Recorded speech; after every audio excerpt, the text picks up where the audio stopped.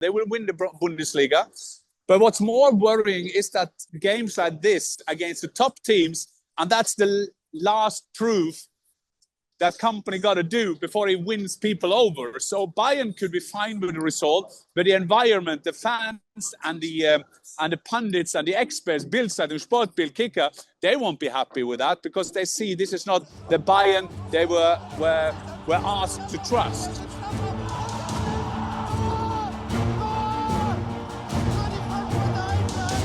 Hi and welcome to the Fußball channel. I'm your host Marcus Fjørtoft, and as always joined by Jan Fjørtoft. And for those who can't see because they're listening to an audio version of this, but Dad's at the, I must admit, I got this t-shirt here, but you're at Tottenham Stadium, a fantastic stadium at that, and one of the better backdrops I think we've had on the podcast. But yeah, covering what game today, Dad?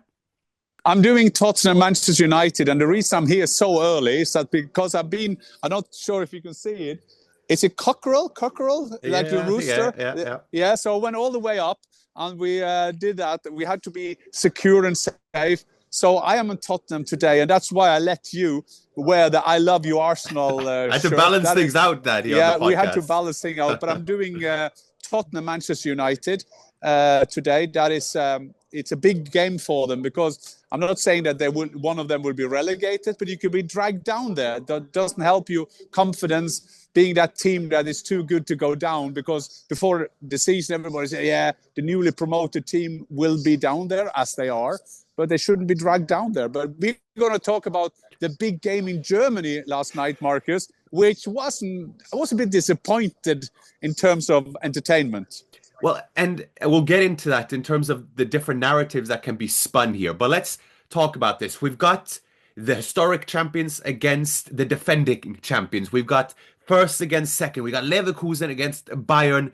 It's a really make or break for Leverkusen in terms of can they retain the Bundesliga title.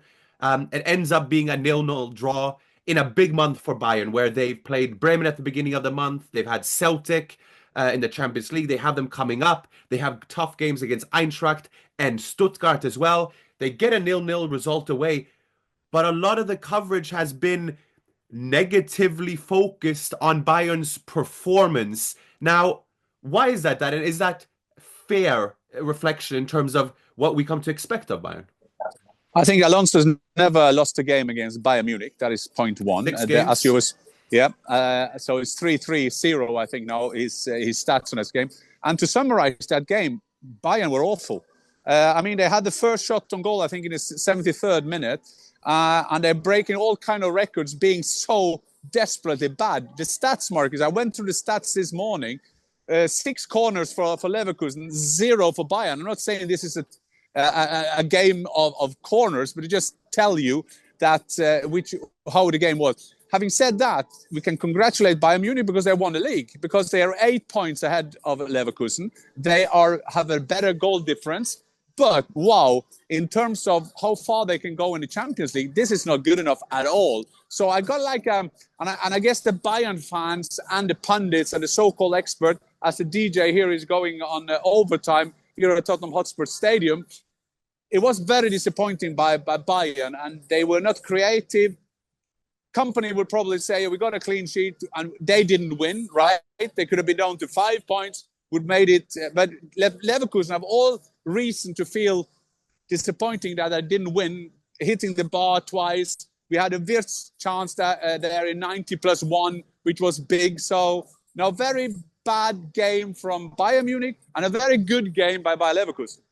And we can put it into context, the historically weak Bayern. The fact that they didn't have a shot in an entire half is the first time that Bayern haven't had that since shots were registered in 1992. Over 1,100 games, an expected goals of 0.05, total shots 2 to Leverkusen's 15, shots on target, Leverkusen had 3, Bayern 0.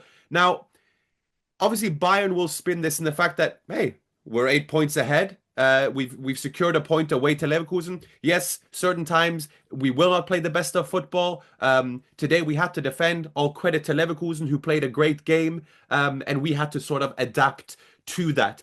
Then in terms of the overall analysis, Dad, How do you review? You briefly touched upon it there in terms of, well, what does this have to say for Bayern in the Champions League going forward? Now, this is what I'm talking about in terms of narratives, in terms of, well, we have Bayern securing the league title. However, is this how Bayern should represent themselves?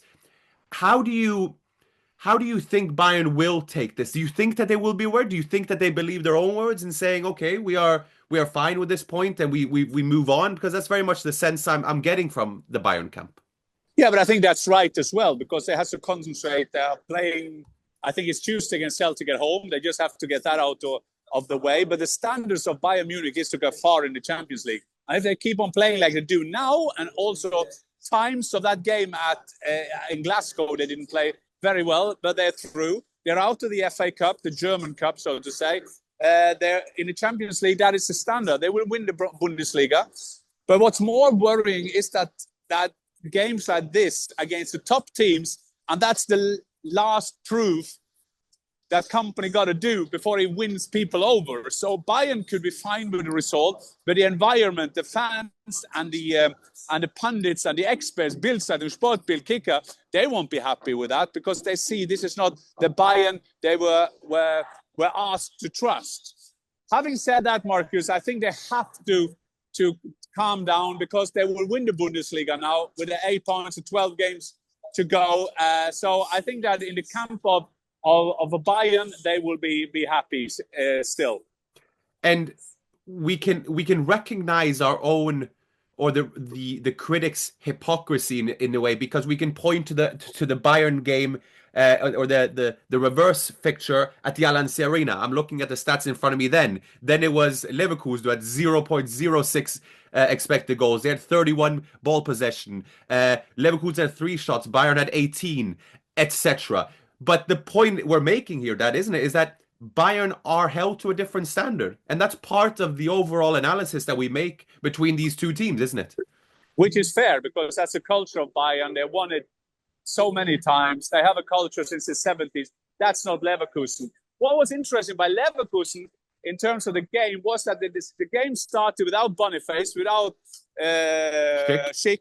No strikers from the beginning. That was typical Xabi Alonso, but it nearly worked out, as we were saying, hit the bar twice. That volley at the end, there was Adli who had the volley at the end. On the follow-up, yeah.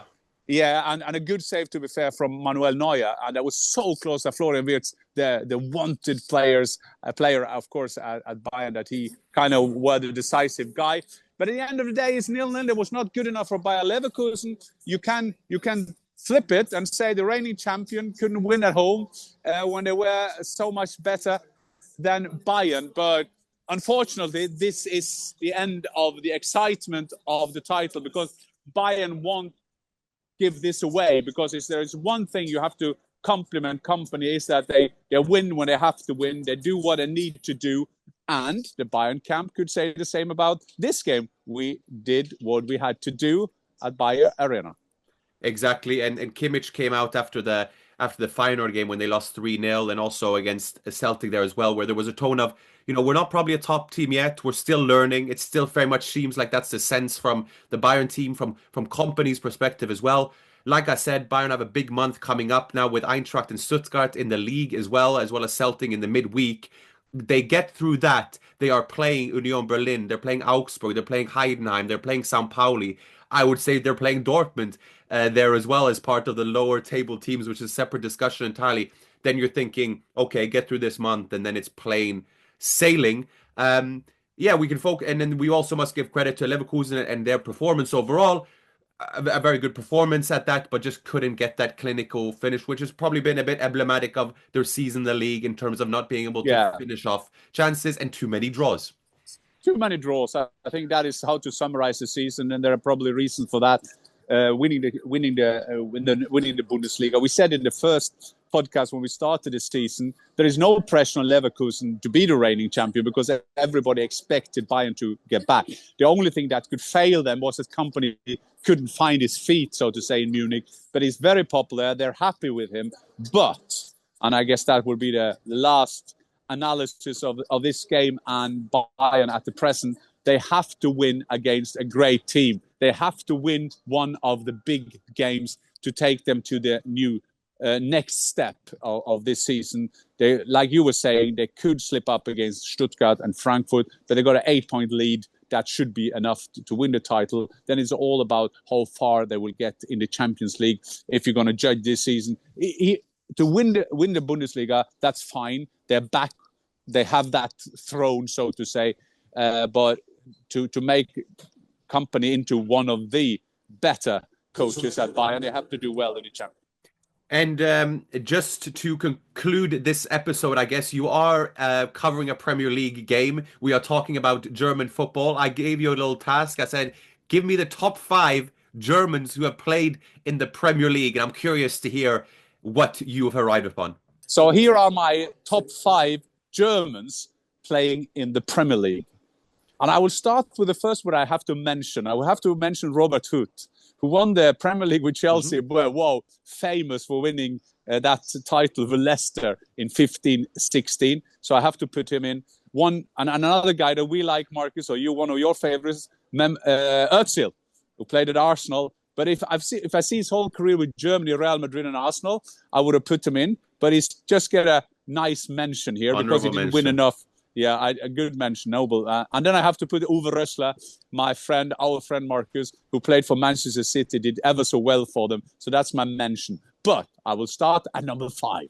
And number 5 is a Champions League winner for Liverpool. He's now a controversial pundit in Germany, winning a lot of titles for Liverpool. Number 5, Didi Hamann. Number 4, he's the only player I put on my list who only played here for one season. But because I played against him, because of the impact he made that year, he started to be accused of being a diver. Then he scored his first goal for Tottenham here. He scored and he dived after he scored. Number 4, Jürgen Klinsmann, one of my mates also from ESPN. Number 3, great career, a bit unlucky with injuries and in terms of Germany, Michael Ballack. He played for... won the FA Cup, won the Premier League once, FA Cup 3 times, League Cup 2 times, but somehow he was a bit unlucky with injuries and he missed out on the big ones for Germany. Number 2, that is a crazy guy that I love because he is like Poco Loco guy, goalkeeper, played for the Invincibles. He's just a funny man. I've scored against him. That's one of the reasons I put him here as well, to remind him. He played in Dortmund and Schalke, but for the Invincible, for Arsenal, number 2, Jens Lehmann. And number 1, it's quite easy because he scored loads of goals. I think he is the German who has scored the most goals in the Premier League. He has won everything, 5 Premier League. He won the treble. He was the captain there, League Cup, FA Cup, Ilkay Gundogan. He's not in his top form right now for Manchester City, but wow, that treble season, he was perfect. So he is, for me, the best German who ever played in the Premier League. Some good players there. Germany have a fair good players in the Premier League. Sehr gut, sehr gut. Sehr gut, indeed. I will leave it to you. You have a few more hours there to spend at the stadium until it kicks off between Tottenham and Manchester United. But it's always a pleasure, Dad, to join you from a bit of a different backdrop than usual. But nonetheless, thanks a lot and auf Wiedersehen. Auf Wiedersehen, I just want to say, what did I say about Omar Marmoush? That's all I want to say. Auf Wiedersehen. Hat-trick for Manchester City against Newcastle.